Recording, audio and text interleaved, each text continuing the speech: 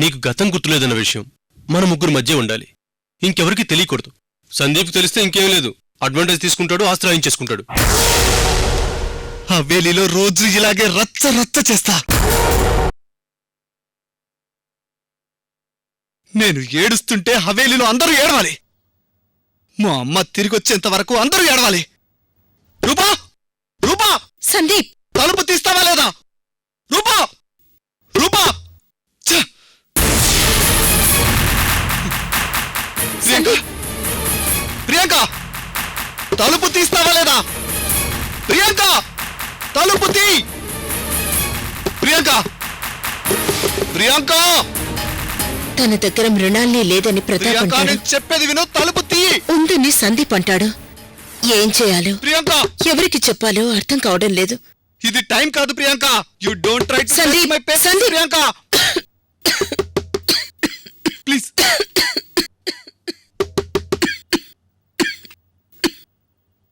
రూపా, రూపా, దగ్గు, ఇంకా దగ్గు, బాగా దగ్గు, చచ్చేదాకా దగ్గు. అక్కడ నీ కొడుకు మా అమ్మని టార్చర్ పెడుతున్నాడు, ఇక్కడ నువ్వు టార్చర్ అనుభవించాలి. దగ్గు. ఇవ్వను, అస్సలు ఇవ్వను. చావు. వాడు నా తల్లి శవాన్ని పార్సిల్ చేస్తే నేను వాడి తల్లి శవాన్ని పార్సిల్ చేస్తాను. చావు, చావు. రూపా, సందీప్, రూపా, రూపా, రూపా.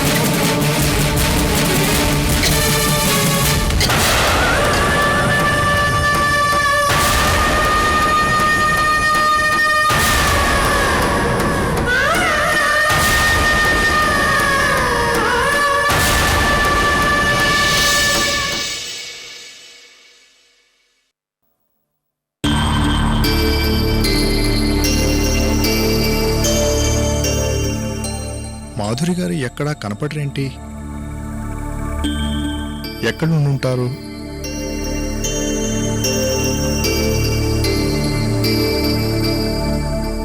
రాత్రి తాగి సందీప్ గారు చేసిన గొడవకి హైరాణ పడి ఉంటారు.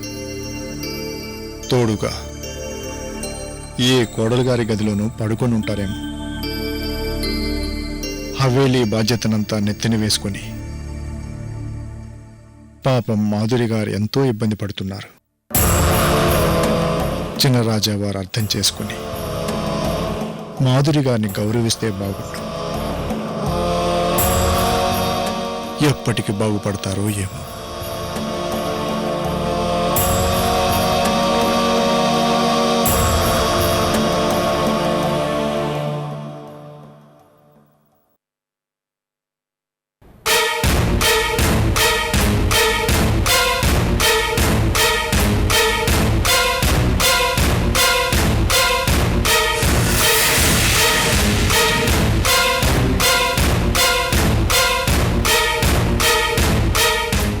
మాధురి గారు, మాధురి గారు, మాధురి గారు, మాధురి గారు, మాధురి గారు, పలకడం లేదేంటి? మాధురి గారు,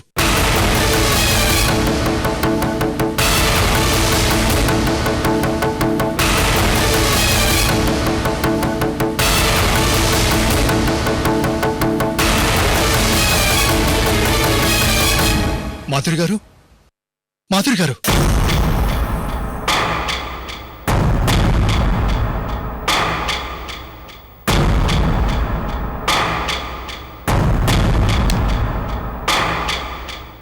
మాధురి గారు, మాధురి గారు, మేము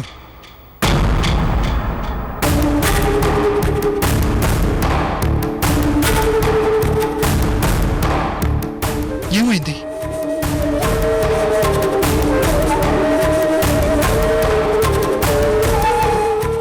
మీరు ఇక్కడ ఉండటమేంటి? సందీప్ ఎక్కడా? గొడవ చేయడం లేదు కదా?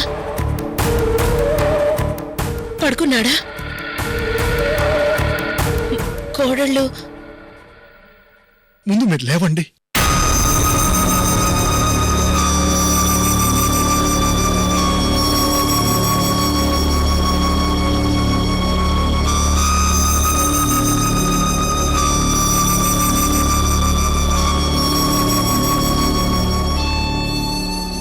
రాజావారు అంతా ప్రశాంతంగా ఉన్నట్టే కదా? గొడవలేమీ లేవు కదా? హవేలీ ప్రశాంతంగా ఉంది, కానీ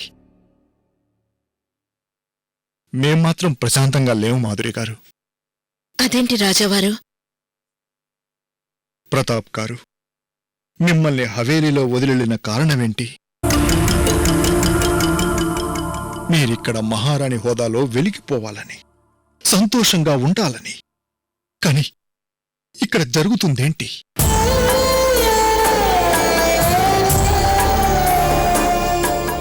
మీ పరిస్థితి ఇక్కడ పని మనిషి కంటే హీనంగా ఉంది. కష్టాలు పడుతున్నారు, కన్నీళ్లు పెట్టుకుంటున్నారు. రాత్రంతా ఇక్కడ స్పృహ లేకుండా పడుంటే పట్టించుకునే వాళ్లే లేరు. ఇదేనా మహారాణి వైభోగం? ఇదేనా సుఖపడ్డమంటే? ఇదేనా సంతోషంగా ఉండడం అంటే?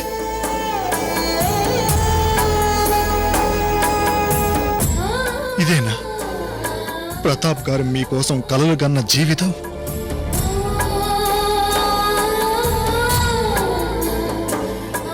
ఇంకొక క్షణం కూడా మీరు ఈ హవేలీలో ఉండటానికి వీల్లేదు. రండి. ఎక్కడికి? ఈ నరకం నుండి దూరంగా స్వర్గానికి, మీ ఇంటికి, మీ కన్న కొడుకు దగ్గరికి.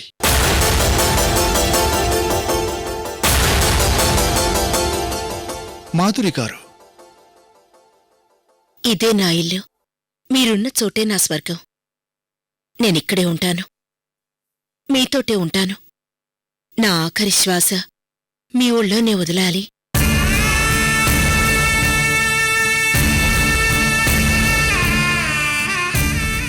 మాధురి గారు, నాకు కావలసింది మహారాణిలా బతకటం కాదు, మహారాణిలా చావటం. మాధురి గారు, మేం కూడా మీతో వచ్చేస్తాం. మీతో పాటే ప్రతాప్ గారింట్లో ఉంటాం. ఉహుం. ఇదే మనిల్లు. మనం ఇక్కడే ఉండాలి.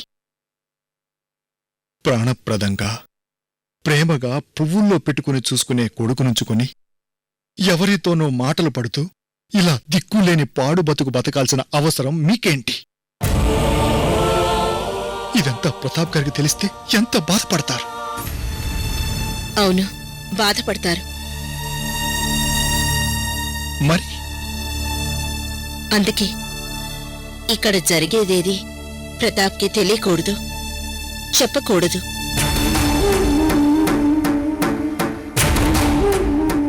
మాధురి గారు, రాజావారు, వాడు కోరుకున్నట్టు నేనిక్కడ గొప్పగా, సంతోషంగా మహారాణి హోదా అనుభవిస్తున్నానని ప్రతాప్ అనుకోవాలి.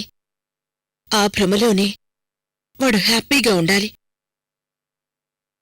కనీసం వాడైనా సంతోషంగా ఉండాలి. మాధురి గారు, రాజావారు, ఇన్నేళ్ల నా జీవితంలో నా వల్ల ఎవరూ సంతోషపడలేదు. తోడబుట్టిన అక్క, కట్టుకున్న భర్త, కడుపున పుట్టిన కొడుకు ఎవరు ఎవరూ నా కారణంగా సంతోషపడలేదు. అది నా జాతకం.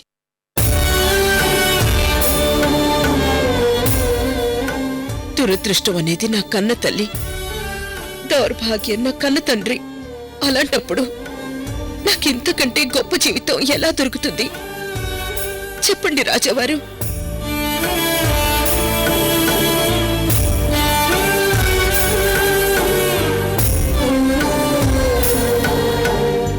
నా తలరాత, నా కర్మ, నా కష్టాలు నన్నే అనుభవించనివ్వండి.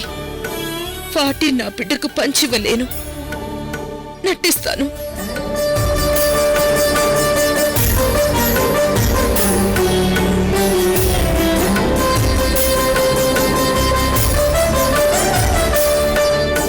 నేనిక్కడ హవేలీలో మహారాణి హోదాలో హాయిగా సంతోషంగా ఉన్నట్టు నటిస్తాను.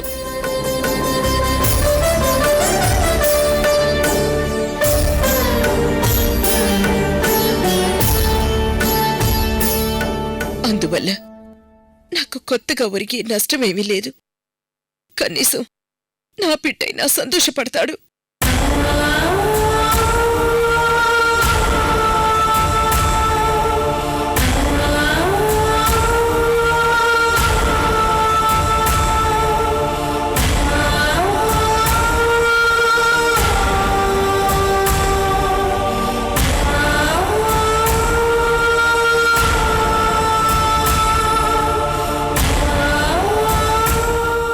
మా కారణంగా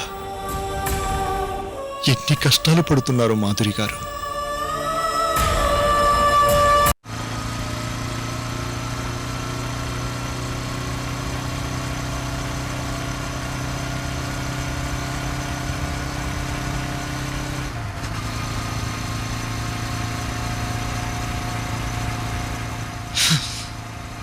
శశి, ఎక్కడున్నావే?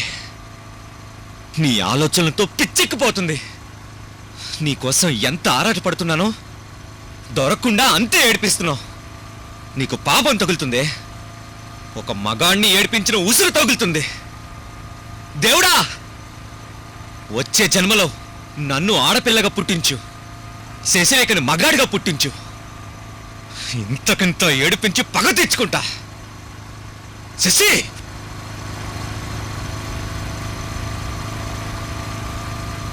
శశి కోసం మళ్ళీ ఆ గెస్ట్ హౌస్కి వెళ్దామంటే ఆ ఏసీపీ గాడు యముళ్ళా కాపలా ఉంటున్నాడు. ఈసారి నేను దొరికితే కైమా చేస్తాడు. అలా అని ఇలా రోడ్డు మీద వాచ్మెన్ డ్యూటీలు చేస్తుంటే ఆ సూర్యగాడు చంపుకు తింటున్నాడు. ఛీ! ఊరిన కొద్దీ ఊరగాయ టేస్ట్ పెరిగినట్టు నాలో కోరిక పెరిగిన దగ్గర నుండి రగిలిపోతుంది. కూర్చోనివ్వదు, పడుకోనివ్వదు. తిమ్మిరి, ఒళ్ళంతా ఒకటే తిమ్మిరి. శశి, ఓ నా అందాల రాక్షసి, ఎక్కడున్నావే? ఒక్కసారి కనిపించు ప్లీజ్.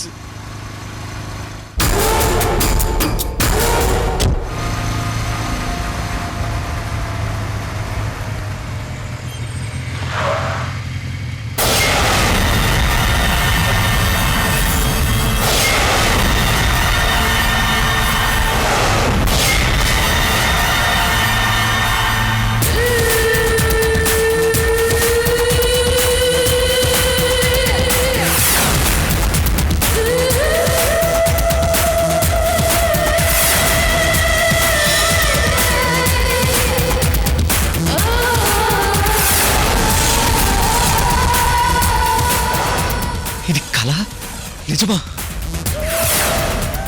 నా శశి, నా శశేనా?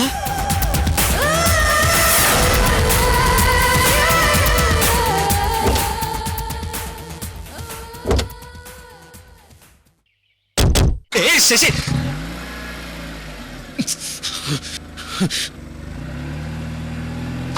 శశి,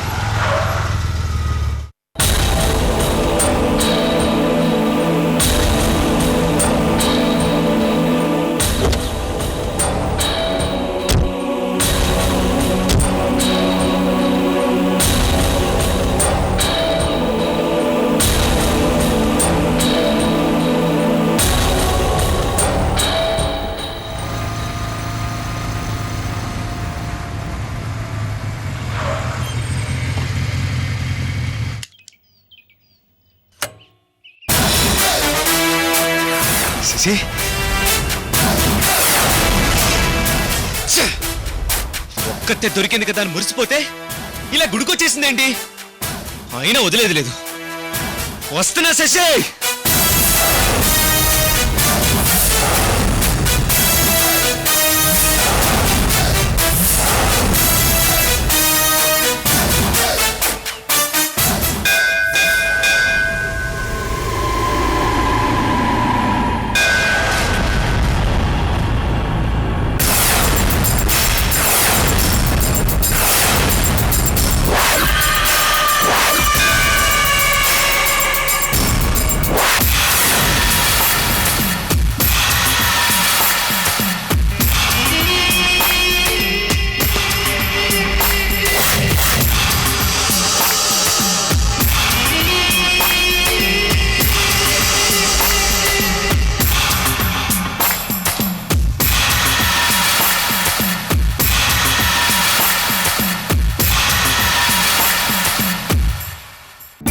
బాబా, అన్ని రకాలుగా నన్ను పరీక్షిస్తున్నావు. కష్టాల్లో ముంచేసి ఎలా బయటకొస్తాడని తమాషా చూస్తున్నావు. నీకు ఇదేమన్నా న్యాయంగా ఉందా? నేనేమైనా ఖరీదైన కోరికలు కోరానా? కోరకూడని కోరిక కోరానా?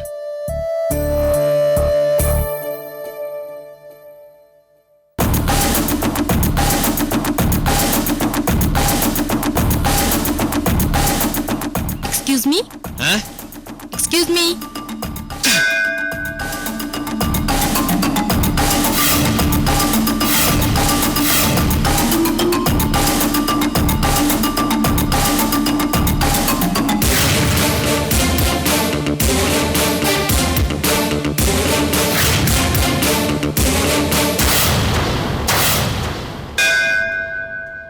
నా తమ్ముడిని చదివించుకునే శక్తినిమ్మని కోరాను. అంతే కదా? ఈ కాస్త దానికే నా జీవితాన్ని ఎన్ని మలుపులు తిప్పావయ్యా.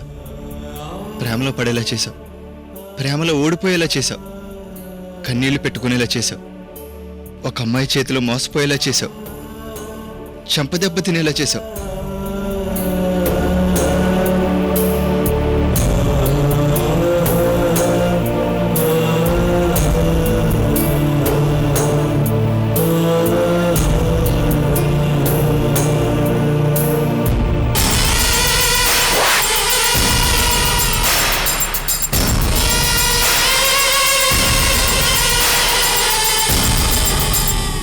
బాబా, జరిగిందంతా ఓ పేడకల్లా మర్చిపోదాం అనుకుంటున్నాను.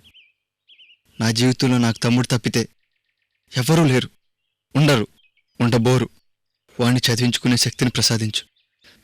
ఇంతకంటే నిన్నేమీ అడగను, నాకేం అక్కర్లేదు.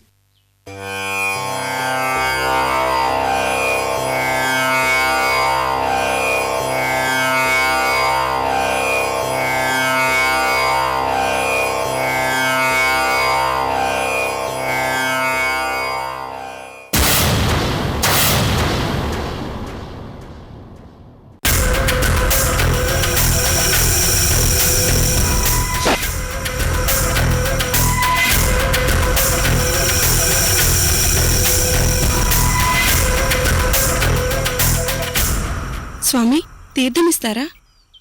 స్వామి తీర్థమివ్వండి.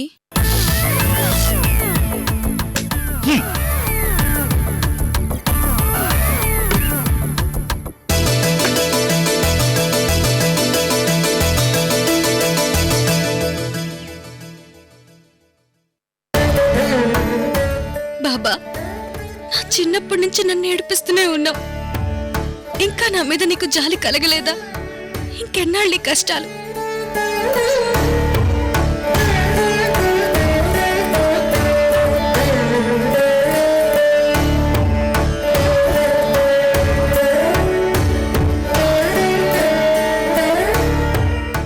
నా జీవితానికి సరిపడే తోడు జోడు దొరికిందని మురిసిపోయాను. ఆ ఆనందం ఎంతో కాలం నిలవలేదు. నీటి బుడగలా పేలిపోయింది, నన్ను ఒంటరిగా మిగిల్చింది. ఇక నీ జీవితం ఇంతే అంటూ తేల్చేసింది. ఇప్పుడు నీ ముందు ఎందుకు నిలబడ్డానో తెలుసా?